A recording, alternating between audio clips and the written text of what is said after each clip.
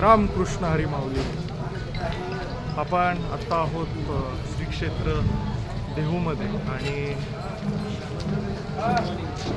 इंद्रायणी नदी प्रदूषण हे आपण प्रशासनापर्यंत, राजकीय लोकांपर्यंत, सगळ्यांपर्यंत, नागरिकांपर्यंत पोहोचवलं, पण कुठेही माझ्या इंद्रायणी मातेला न्याय मिळायला तयार नाही. त्याचबरोबर नद्यांसाठी, पर्यावरणासाठी लढणाऱ्या नागरिकांना पोलिसांनी ज्या पद्धतीने जाणून बुजून त्रास देऊन त्यांची मुस्कटदाबी करण्याचा प्रयत्न केला, त्याचा निषेध म्हणून आपण एक वारकरी गेली 7 वर्ष पंढरपूर सायकल वारी करतोय. अनेक वेळा देहू ते आळंदी असा प्रवास केला.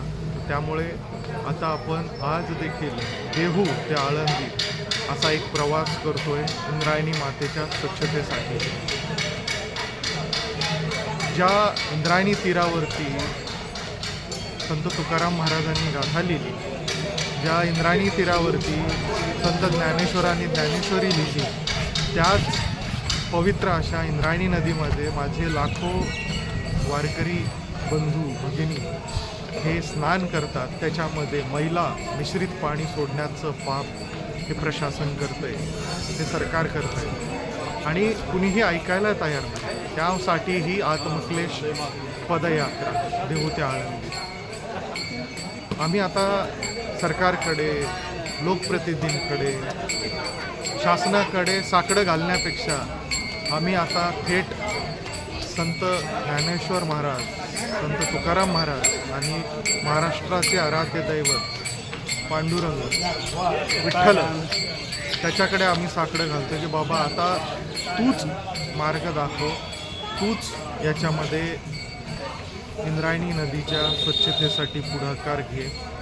आम्ही आता तुझ्या चरणी आम्ही नतमस्तक झालो आहे. आम्ही तुला शरण आलो आहे विठुराया, ज्ञानेश्वर माऊली आणि संत तुकाराम महाराज, आम्ही तुम्हाला शरण आलो आहे. त्या इंद्रायणी नदीचं पावित्र्य राखण्याचं काम आता तुम्हीच करावं. हे प्रशासन, हे सरकार इतकं मुजोर झालं आहे की ते नागरिकांचं ऐकायला तयार नाही आहे.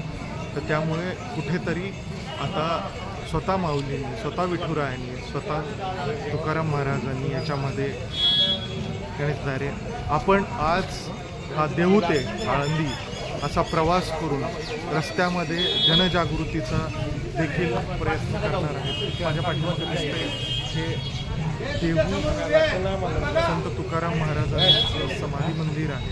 तिथून पदयात्रेला सुरुवात करतोय. रामकृष्ण हरी. जय हिंद, जय महाराष्ट्र, जय पर्यावरण.